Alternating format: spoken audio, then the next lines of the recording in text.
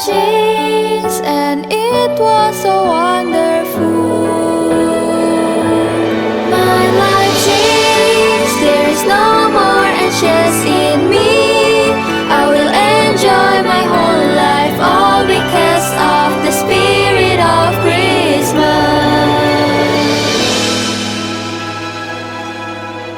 And all because of the spirit of Christmas.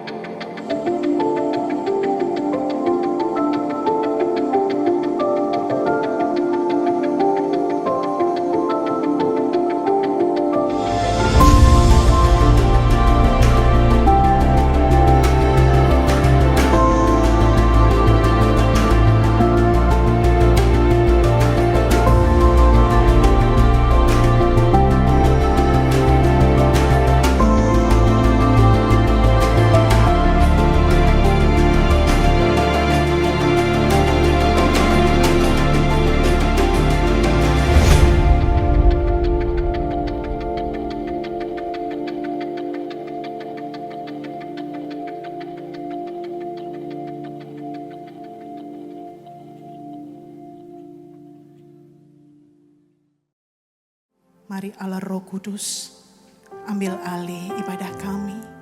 Biarlah awal, pertengahan hingga akhirnya hanya satu nama yang kami permuliakan. Nama Yesus yang berkuasa. Engkau dimuliakan, Engkau ditinggikan. Hadirat Allah menguasai hidup kami. Terima kasih Tuhan Yesus. Kami siap mempersembahkan yang terbaik di dalam nama Tuhan Yesus. Kita umat Tuhan yang siap lebih lagi menikmati hadirat Allah. Mari bersama dengan saya kita berkata, amin. Silakan duduk kembali Bapak Ibu Saudara.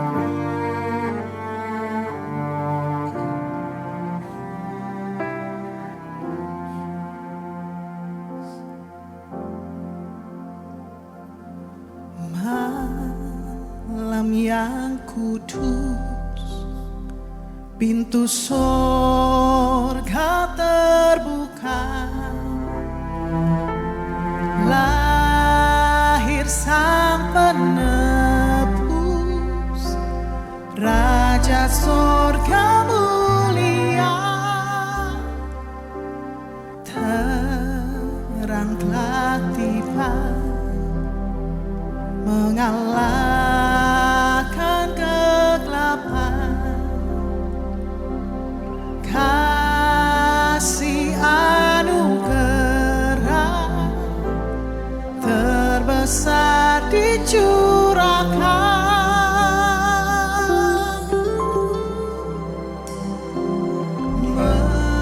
mengalir dari tempat maha tinggi. Harapan bahagia telah tiba. Nama Allah ada di bahunya.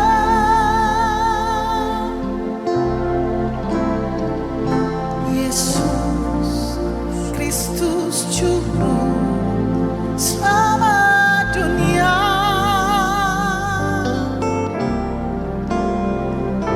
Kuasa mautku takluk dalam namanya. Nama Yesus di atas segala nama.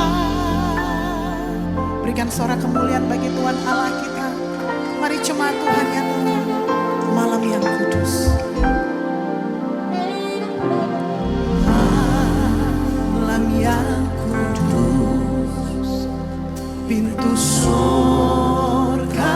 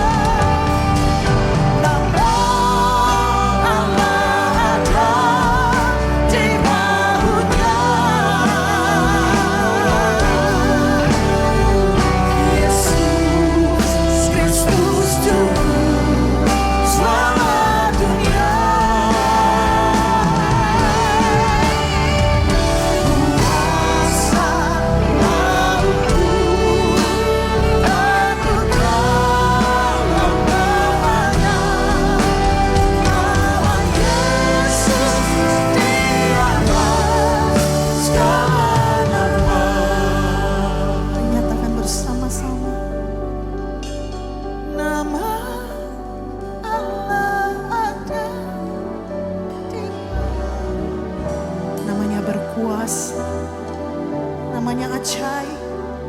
Yesus Kristus Juru Selamat dunia. Dia Juru Selamat dunia. Kuasa maupun takluk dalam namanya. Amin. Nama Yesus di atas segala nama. Kuasa maupun, kuasa takluk dalam namanya. Nama Yesus di atas segala nama. Dengan iman menyatakan kuasa maupun takluk dalam namanya. Nama Yesus di atas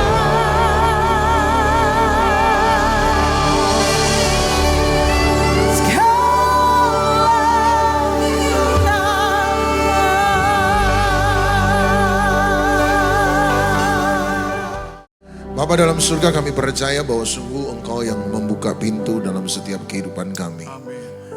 Seringkali kami menemukan pintu-pintu yang tertutup. Tapi kalau Engkau yang menutupnya, berarti kami percaya bahwa Engkau sementara mengarahkan kami pada satu pintu yang Engkau mau kami lewati. Ajar kami untuk belajar berserah, ajar belajar untuk dituntun oleh Tuhan. Sebab kami percaya bahwa jalan Tuhan adalah jalan terbaik. God's way is always the best way. Terima kasih, kami berdoa dalam nama Yesus, ajar kami kembali pada jalan-jalan-Mu.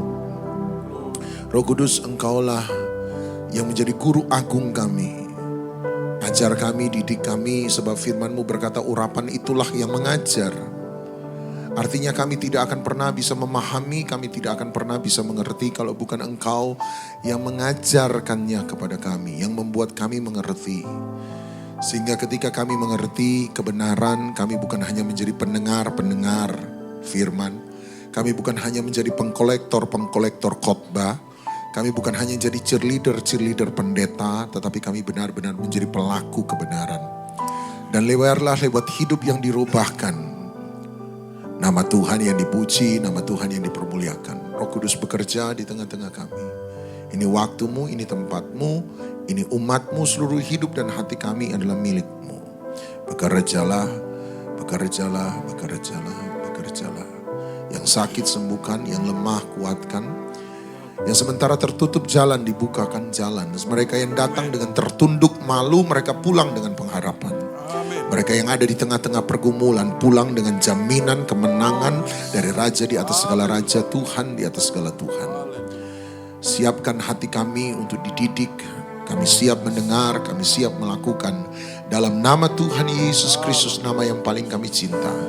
Dan setiap kita yang mencintai Dia, sama-sama kita katakan amin, amin, amin, amin. Silakan duduk, shalom. Mari Bapak Ibu Saudara sekalian, saya ajak Anda untuk melihat Mazmur 103 ayat yang ke-7. Mazmur 103 ayat yang ke-7. Mazmur 103 adalah sebuah mazmur, tetapi mazmur ini lahir dari pengalaman, inspirasi dari pengalaman orang Israel ketika keluar dari Mesir, terutama di padang gurun dan sampai di Gunung Sinai. Anda tahu waktu mereka pertama kali sampai di Gunung Sinai, mereka membuat penyembahan berhala pertama mereka, yaitu menyembah patung anak lembu emas. Tuhan marah di situ, Tuhan menghukum, tetapi sekaligus Tuhan memulihkan mereka. Dan di tengah-tengah itu semua, ayat 7, Mazmur 103 ayat 7 berkata, Dia telah memperkenalkan jalan-jalannya kepada Musa, perbuatan-perbuatannya kepada orang Israel. Anda lihat Bapak Ibu, dalam sebuah perkumpulan, dalam sebuah perhimpunan selalu akan ada minimal 2 kelompok. dalam kumpulan tersebut. Termasuk hari ini, perkumpulan kita, perhimpunan kita, saya percaya ada 2 kelompok minimal di sini. Paling tidak bisa 3, 4, dan seterusnya. Misalnya dalam Matius 25 jelas, dia berkata tentang kelompok orang percaya dan dia berkata di tengah-tengah orang percaya ada 2 kelompok orang percaya yang seperti kambing dan orang percaya yang seperti domba. Persoalannya kambing dan domba itu bentuknya sudah mirip, bunyinya juga mirip, susah dibedakan. Kambing kalau berbunyi mbe, domba kalau berbunyi kira-kira juga mbe.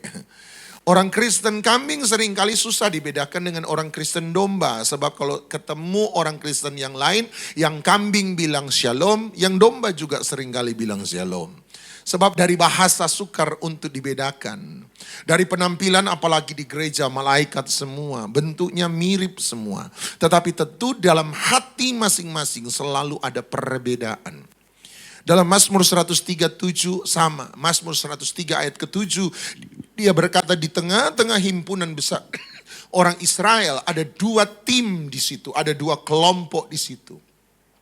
Tim pertama adalah tim Musa dan tim kedua adalah tim Israel. Apa perbedaan Musa dan Israel? Alkitab berkata, Musa adalah orang yang mengenal jalan-jalanku, sementara Israel adalah orang yang mengenal perbuatanku. Israel adalah orang yang hanya sampai pada perbuatan Tuhan. Tetapi Musa, tim Musa adalah orang-orang yang berjalan melihat jauh lebih daripada sekedar perbuatan Tuhan.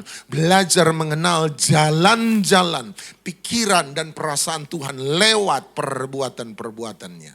Anda mungkin bingung saya ajarkan ini satu hal pada Anda. Sama-sama bilang mujizat, tolong sama-sama bilang mujizat. Mujizat bagi saya seringkali bukan hanya sebagai jawaban Tuhan terhadap doa kita. Tetapi mujizat bagi saya sederhana, mujizat adalah cara Tuhan untuk mengajarkan kita sesuatu tentang pribadinya. Orang Israel Alkitab berkata hanya mau mujizatnya. Orang Israel hanya mau pertolongannya. Orang Israel hanya mau perlindungannya. Orang Israel hanya mau sampai pada berkatnya. Tetapi Musa mengerti bahwa setiap mujizat, setiap pertolongan, setiap perlindungan, setiap berkat Tuhan bukan hanya cara Tuhan untuk menjawab doa kita. Tetapi mujizat, perlindungan, pertolongan, berkat Tuhan adalah cara Tuhan untuk mengajarkan kita sesuatu tentang pribadinya. Artinya semakin banyak kita menerima mujizat, seharusnya semakin mudah bagi kita untuk percaya pada Tuhan. Amin. 2 orang yang bilang amin. Lupa saya, semakin cepat Anda bilang amin, semakin cepat khotbah saya selesai. Oke. Seharusnya semakin banyak kita diberkati oleh Tuhan, seharusnya semakin mudah bagi kita untuk berharap bahkan di tengah-tengah tantangan dan rintangan persoalan. Seharusnya semakin banyak kita menerima berkat Tuhan, perlindungan Tuhan, jamahan Tuhan, mujizat Tuhan, maka seharusnya semakin mudah bagi kita untuk mengampuni orang yang bersalah kepada kita. Kalau Anda menerima banyak berkat tetapi Anda sukar untuk memberi, Anda menerima banyak mujizat tetapi Anda sukar untuk menolong, Anda menerima banyak pengampunan tetapi Anda masih sukar untuk mengampuni, Anda menerima banyak perlindungan tetapi Anda masih sukar untuk mengasihi, maka ada sesuatu yang salah dalam hidup rohani Anda dan saya. Sebab mujizat, sama-sama bilang mujizat. Bukan hanya mujizat, sama-sama bilang mujizat. Sama-sama bilang mujizat, belum semua, sama-sama bilang mujizat. Mujizat bukan hanya cara Tuhan untuk menjawab doa kita, tetapi mujizat adalah cara Tuhan untuk mengajarkan kita tentang pribadinya. Oleh sebab itu dia berkata, Israel hanya mau perbuatanku. Hanya berhenti sampai minta tolong, minta perlindungan, minta berkat, minta mujizat, minta pengampunan. Mereka buat salah, minta ampun. Mereka susah, minta tolong. Berkali-kali mereka kembali pada siklus yang sama. Mereka tidak bisa keluar dari itu. Mereka tidak bisa maju lebih jauh daripada itu. Hanya Musa yang bisa, sebab Alkitab berkata Musa bukan hanya sampai pada mujizat. Musa bukan hanya sampai pada berkat. Musa belajar jalan-jalan Tuhan yang melampaui semua mujizat, berkat dan perlindungan Tuhan dalam hidup kita. Nah mari, tadi saya berkata bahwa Mazmur 103 berasal dari pengalaman orang Israel ketika mereka ada di padang gurun, terutama di Gunung Sinai. Oleh sebab itu mari saya bawa Anda pada Keluaran 33, kapan pertama kali Musa meminta Tuhan untuk mengajarkan dia jalan-jalannya.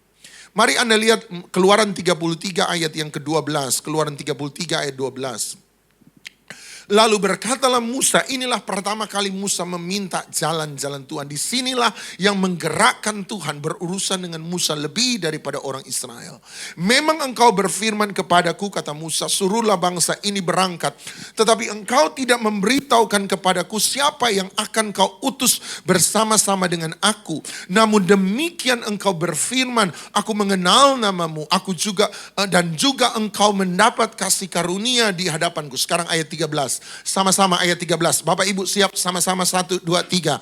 Maka sekarang jika aku kiranya mendapat kasih karunia di hadapanmu, beritahukanlah kiranya apa? Jalanmu kepada. Show me your way. Sama-sama bilang jalan. Anda lihat Musa berkata, sekiranya jika aku mendapat kasih karunia. Kata kasih karunia bahasa asli perkenanan. Hanan, perkenanan. Dia berkata, kalau aku benar-benar berkenan di hadapanmu. Dengar Bapak Ibu, Tuhan selalu berurusan dengan kita dalam hal rohani. Ketika Tuhan memberkati kita, yang dia berikan kepada kita sebenarnya adalah sesuatu yang bersifat rohani. Dan sesuatu yang bersifat rohani adalah sesuatu yang tidak punya wujud. Sesuatu yang tidak bisa dilihat, sesuatu yang tidak bisa dipegang. Saya beri contoh. Keselamatan adalah rohani. Tuhan berurusan memberi kita keselamatan. Tetapi keselamatan adalah rohani. Sesuatu yang tidak bisa dilihat. Sesuatu yang bukan benda. Sesuatu yang tidak bisa dipegang. Oleh sebab itu kalau Anda menerima sesuatu yang rohani, Anda perlu bukti. Sama-sama bilang bukti. Dari keberadaan hal itu.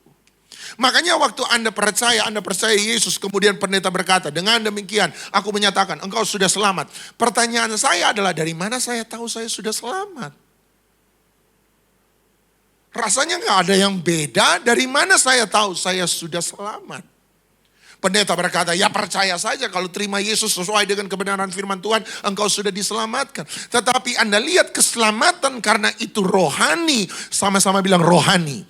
Maka dia butuh bukti dari keselamatan. Supaya saya tahu bahwa saya benar-benar sudah selamat. Nah, apa bukti dari keselamatan? Menurut saya bukti dari keselamatan adalah perubahan hidup. Yang setuju katakan amin.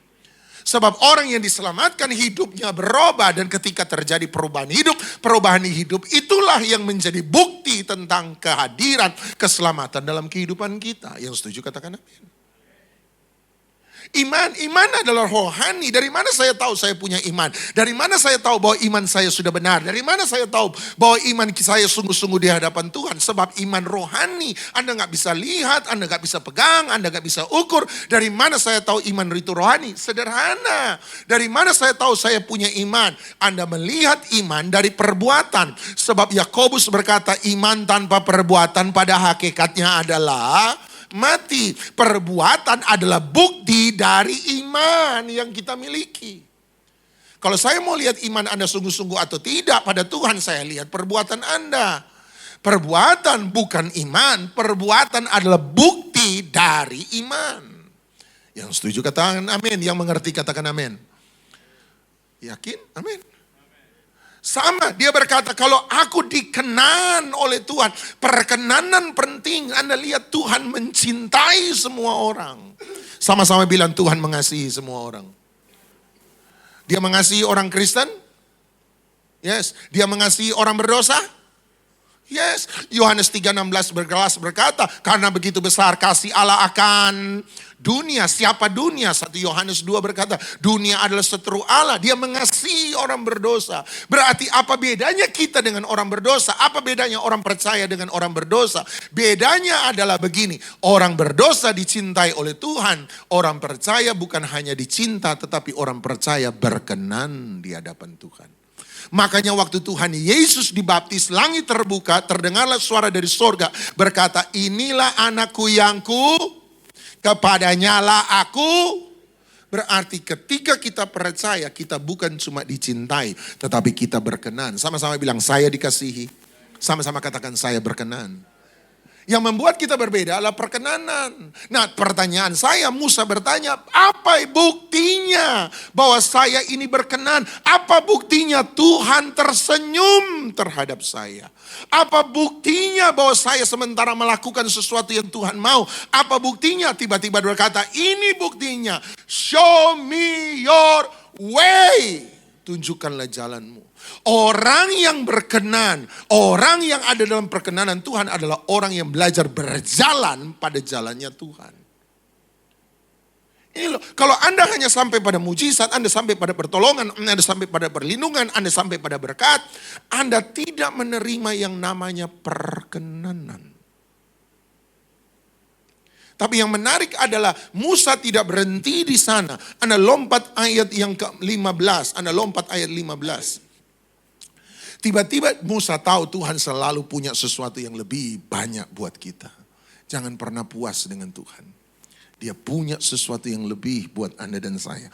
Ayat 15 Tuhan berkata, oke. Ayat 15 kemudian dia berkatalah Musa kepadanya, jika engkau sendiri tidak membimbing kami, janganlah suruh kami berangkat dari sini. Ayat 16, dari manakah gerangan akan diketahui bahwa, kembali lagi, aku telah mendapat perkenanan kasih karunia di hadapanmu, yakni aku dengan umatmu ini. Sama-sama, 1, 2, 3. Bukankah karena engkau berjalan bersama-sama dengan kami, sehingga aku dengan umatmu ini bedakan dari segala bangsa yang ada di muka bumi ini. Musa berkata, oke, you show me your way. Tunjukkan jalanmu. Tuhan berkata, siap. Setelah itu Musa berdoa, show me your presence.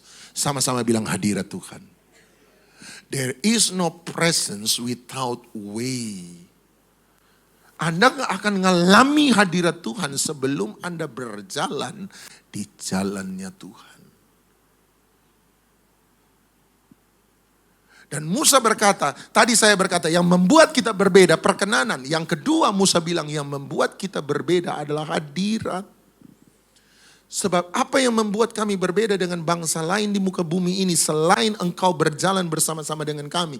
Orang yang tidak percaya mereka tidak punya Tuhan yang berjalan dengan mereka. Tapi orang yang percaya mereka punya Immanuel, Tuhan yang berjalan bersama-sama dengan kita.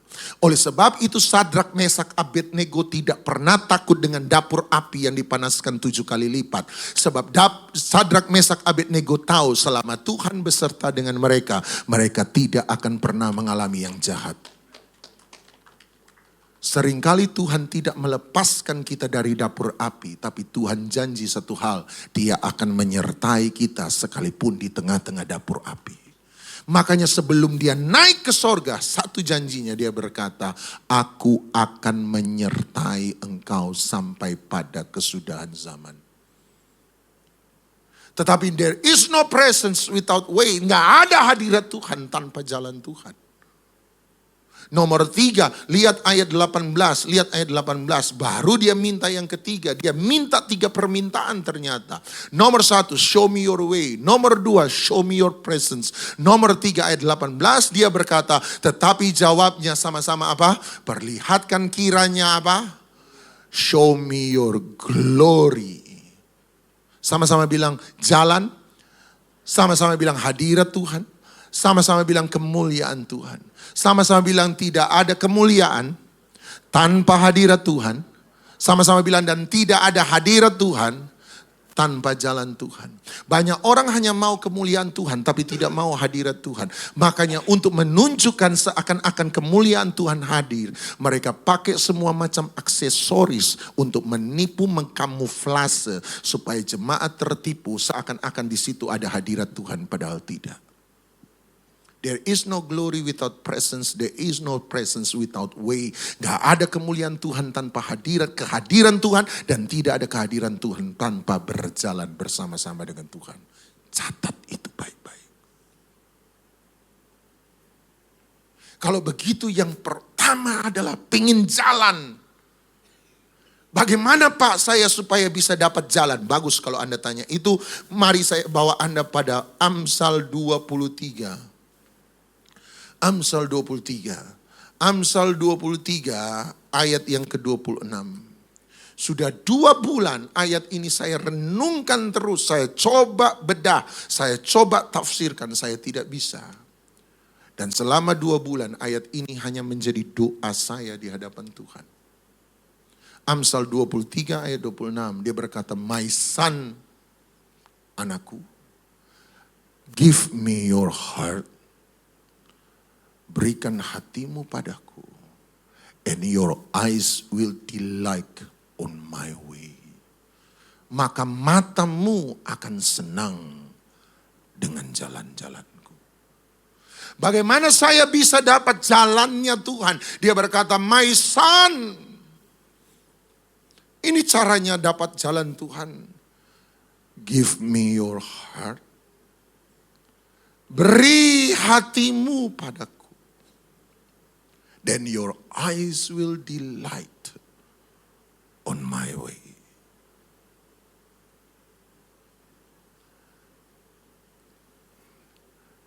Dua bulan saya hanya bisa baca ayat ini. Father, I give you my heart, so my eyes will delight in your ways.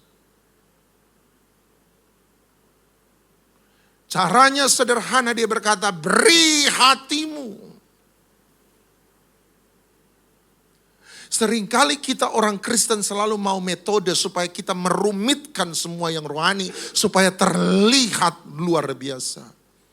Padahal yang membuat kebenaran itu indah bukanlah kerumitan, yang membuat kebenaran itu indah adalah sebuah kesederhanaan.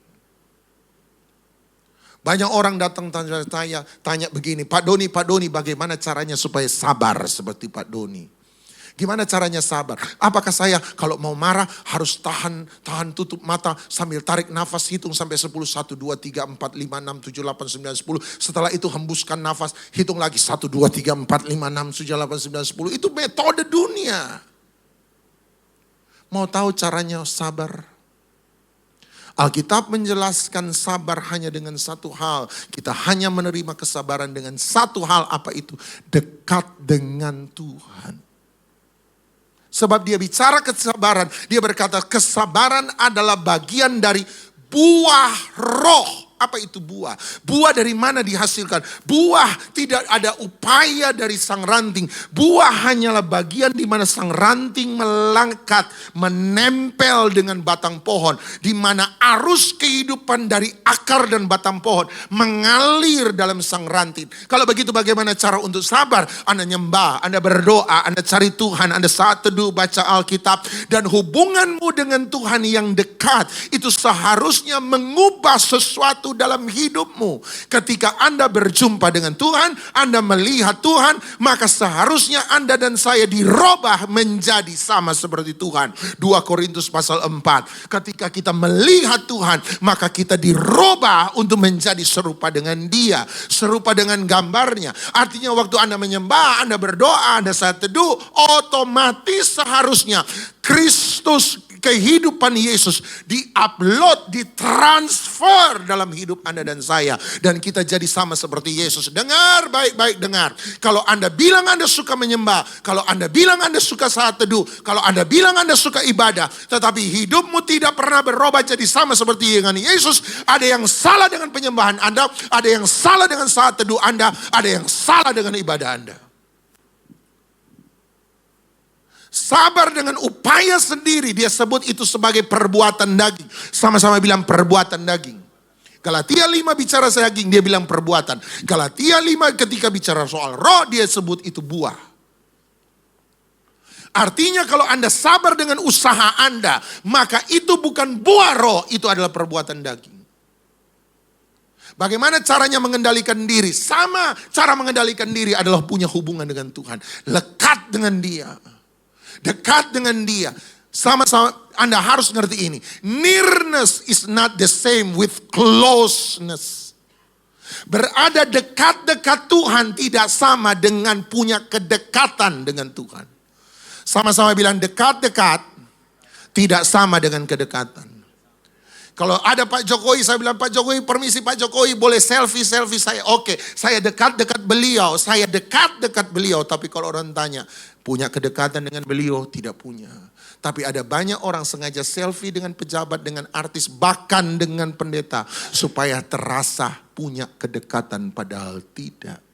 Di gereja ada banyak orang dekat-dekat Tuhan.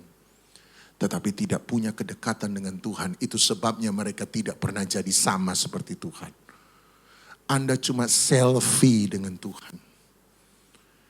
Bilang sama sebelah, jangan cuma selfie dengan Tuhan. Makanya dia berkata, my son, give me your heart. Sebab kekayaan tanpa hati untuk Tuhan dapat berubah menjadi penyembahan berhala. Yang setuju katakan amin. Pelayanan tanpa hati untuk Tuhan pun dapat berubah menjadi penyembahan berhala. Satu kali Tuhan Yesus menyucikan bait suci.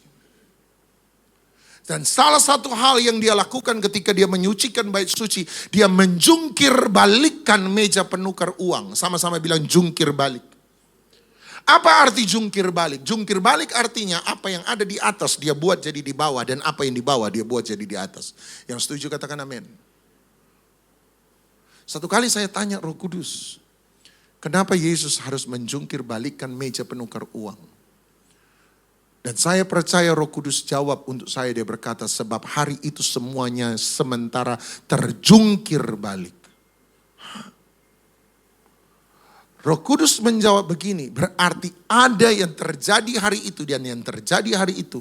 Apa yang harusnya di atas, itu sudah jadi di bawah. Dan apa yang harusnya di bawah, itu sudah dijadikan di atas. Itu sebabnya Tuhan Yesus jungkir balik supaya dia kembali pada posisi normal. Tapi hari ini buat kita apa yang tidak benar sudah kita anggap normal. Sementara apa yang benar kita anggap tidak normal. Dunia sudah terjungkir balik. Makanya saya percaya Tuhan perlu menjungkir balikan kembali dunia. Saya beri contoh, yang dia jungkir balikan adalah meja penukar apa? Nah mari kita tanya, waktu meja penukar uang ada di mana waktu itu? Sebelum Yesus jungkir balik. Ada di atas meja atau di bawah meja? Ada di atas meja. Waktu dia jungkir balik, uang ada di mana? Ada di bawah. Saya tanya, dalam Alkitab posisi uang harusnya ada di mana? Di atas atau di bawah? Waktu jemaat mula-mula datang kepada para rasul sambil membawa persembahan. Alkitab berkata di Kisah Rasul, mereka taruh persembahan mereka di mana? Kaki para rasul. Kaki ada di bawah atau di atas? Berarti letak uang ada di bawah atau di atas? Ayo jujur. Alkitab bilang letak uang ada di mana? Kaki atau di kepala? Ada di bawah. Kenapa hari itu ada di atas? Yesus harus jungkir balik supaya uang kembali di bawah. Seringkali Tuhan jungkir balik hidup kita sebab uang Anda taruh di sini. Ini yang bikin kepala pusing. Halo? Ini yang seringkali buat Anda gak masuk gereja lagi. Ini yang seringkali buat jemaat antara jemaat berkelahi. Ini yang buat kita seringkali menjadi bimbang, ragu, takut, dan khawatir. Sebab Anda taruh di atas. Dan Tuhan bilang kembalikan uang pada posisi semula. Di bawah. Sebab tempat di atas cuma satu. Tuhan. Tua-tua di sorga. 24 tua-tua di sorga kitab Wahyu. Waktu Yesus anak domba Allah datang, mereka ambil mahkota, mereka taruh di bawah. Saya tanya sama Anda, siapa yang berhak taruh mahkota dalam kepala seseorang di sorga? Siapa yang berhak menaruh mahkota di atas kepala seseorang di sorga? Tuhan. Setuju? Yang taruh mahkota di atas kepala tua-tua siapa? Tuhan. Tapi waktu Tuhan hadir, mereka ambil mahkota, mereka buang di bawah. Siapa yang suruh kita melayani? Siapa yang suruh kita melayani? Tapi kalau Tuhan datang, taruh pelayanan di bawah.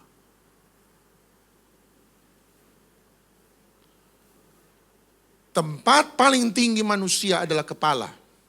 Setuju? Nggak ada orang jalan kepala di bawah kan? Kepala selalu di atas. Paling atas itu kepala. Harga diri manusia tertinggi ada di mana? Kepala. Makanya orang kalau dorong dada Anda masih bisa terima. Orang dorong kepala Anda nggak terima. Sebab kepala harga diri. Tapi waktu dia bilang menyembah. Mau tahu salah satu kata penyembahan dalam bahasa asli Yunani? Proskuneo. Arti proskuneo adalah kepalamu taruh di tanah. Taruh di bawah. Di hadapan Tuhan harga dirimu di bawah. Di hadapan Tuhan otak, pikiran, idemu di bawah. Di hadapan Tuhan keinginan, kehendakmu taruh di bawah. Sebab tempat atas cuma ada satu tempat. Yesus. Jangan-jangan Tuhan jungkir balik hidupmu hari ini. Supaya kita memprioritaskan kembali apa yang benar. Atur ulang prioritasmu. Apakah uang lebih daripada Tuhan? Apakah harga diri lebih daripada Tuhan? Apakah emas permata lebih daripada Tuhan? Apakah popularitas lebih daripada Tuhan? Atau Tuhan sekarang di atas?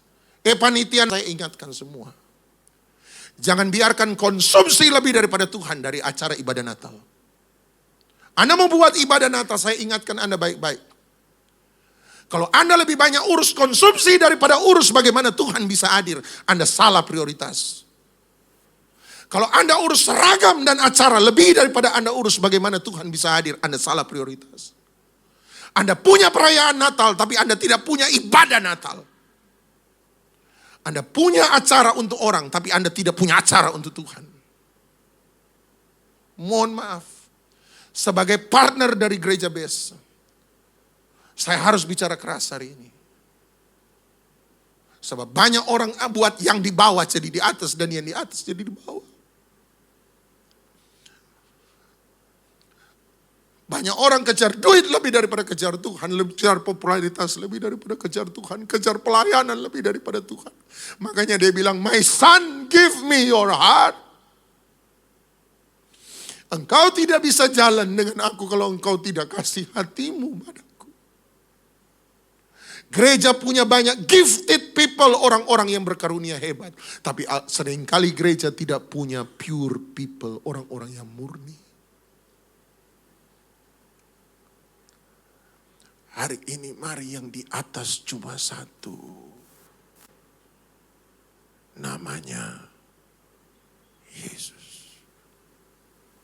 Ku tahu hidupku, teman-teman musik, adalah penyembahan. Kau ciptakanku dalam kemuliaan-Mu. Ku tahu hidupku berharga di mata-Mu. Segenap hidupku persembahkan.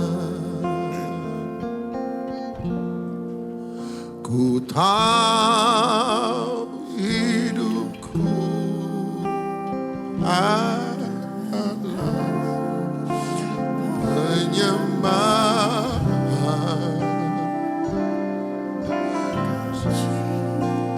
Ciptakanku dalam kemuliaan-Mu.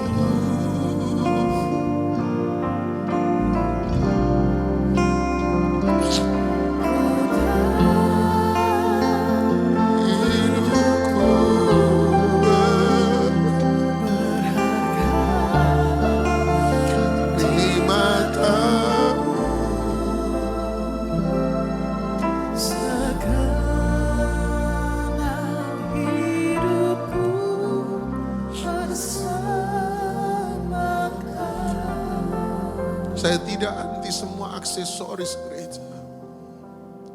Tapi aksesoris tetaplah aksesoris. Yang terutama dari ibadah hari ini selalu bukan musik.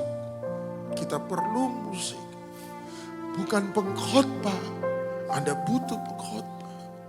Bukan gedung, kita butuh gedung. Itu semua penting. Tapi itu bukan yang terpenting. Yang paling atas. Hanyalah Yesus. Bukan berapa banyak uang yang kita beri. Bukan berapa banyak waktu yang kita kasih.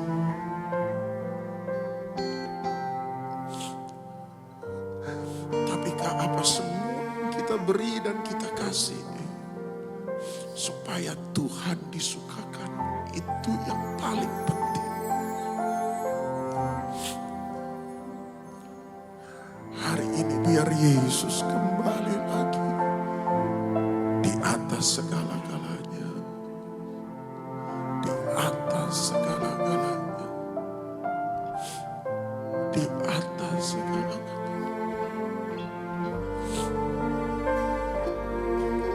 Anda boleh kehilangan uang, tapi jangan pernah kehilangan Yesus. Anda kehilangan uang, Anda punya Yesus. Satu kali Yesus sumber berkat akan berkati Anda. Tapi kalau Anda punya uang, Anda tidak punya Yesus. Satu kali uang Anda hilang, tidak ada yang bisa tolong Anda. Anda boleh kehilangan segala-galanya, selama Anda punya Yesus, Anda tidak kehilangan apapun juga. Anda boleh sebaliknya punya segala-galanya, tapi tanpa Yesus Anda kehilangan segala-galanya. Nomor satu, Yesus. Yesus, mari bangkit berdiri. Katakan pada dia, hidupku adalah penyembahan. Dialah segala-galanya. Proskuneo. Taruh di bawah.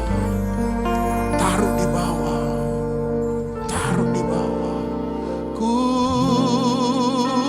tahu hidupku adalah penyembahan.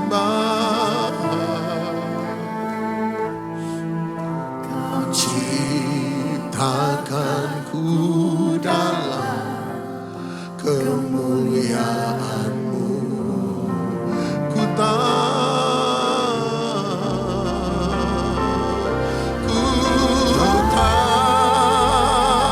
hidupku berharga di mata-Mu. Segenap hidupku persembahkan. Ku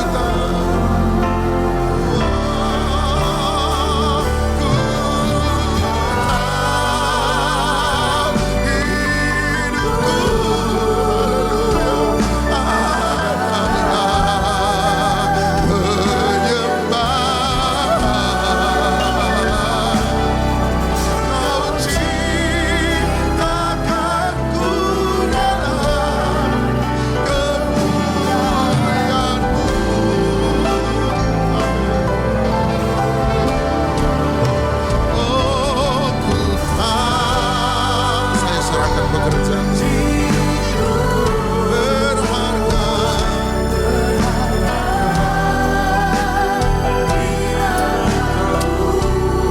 Haleluya.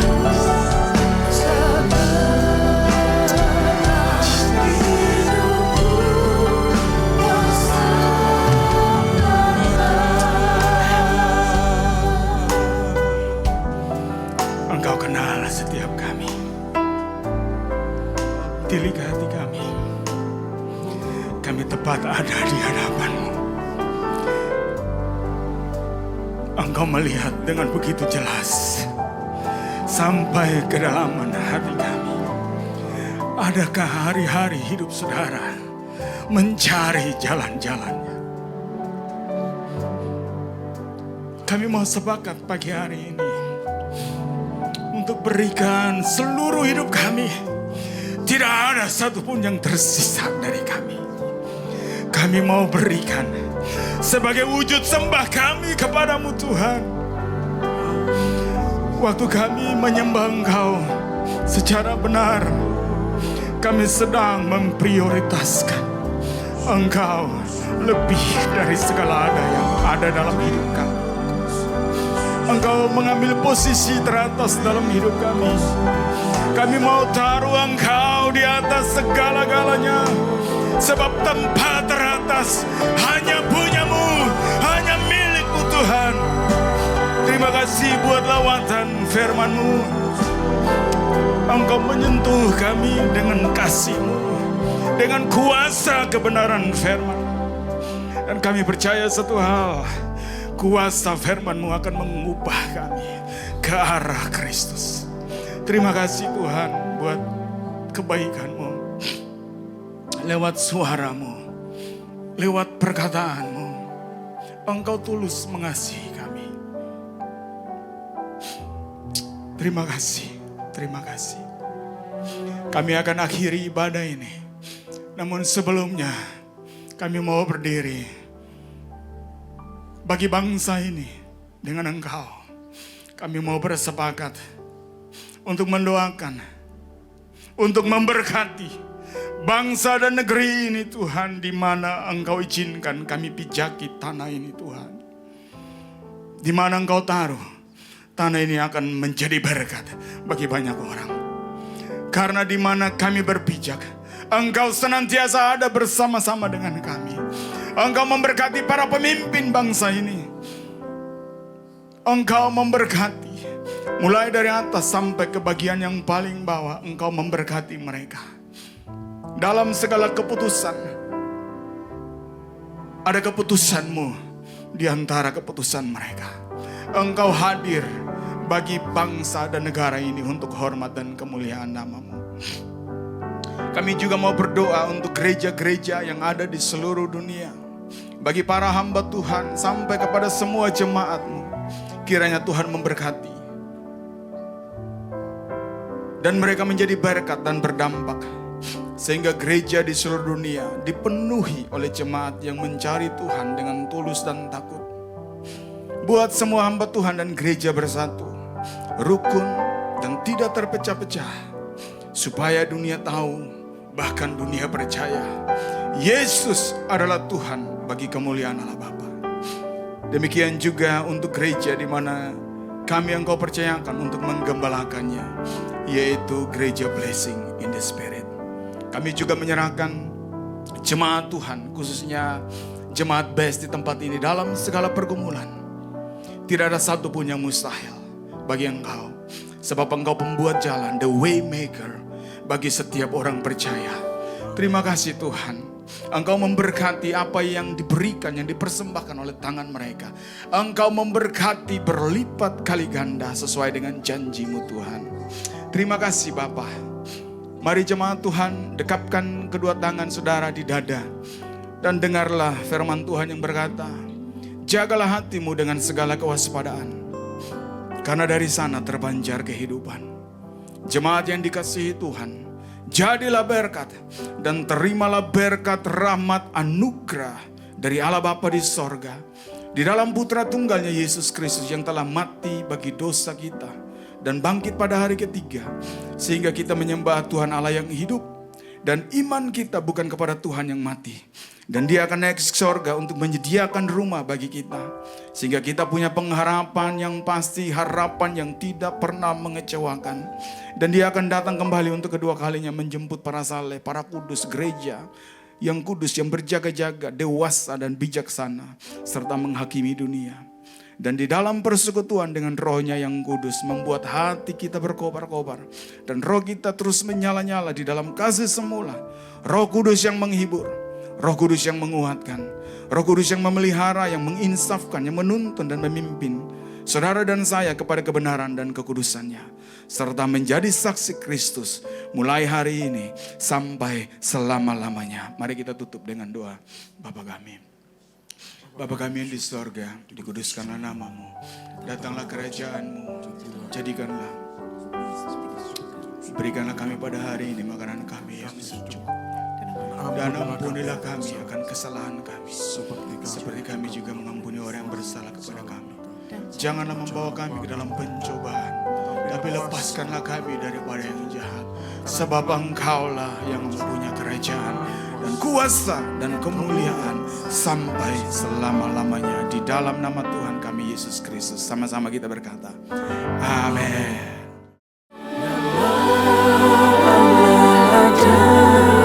Di bahunya Yesus Kristus Juru Selamat dunia, kuasa maut pun takluk dalam namanya, nama Yesus di atas segala nama. Haleluya, ku diselamatkannya. Haleluya, ku dipulihkannya. Haleluya, ku dikuduskannya. Haleluya, ku dimuliakannya. Allah ada di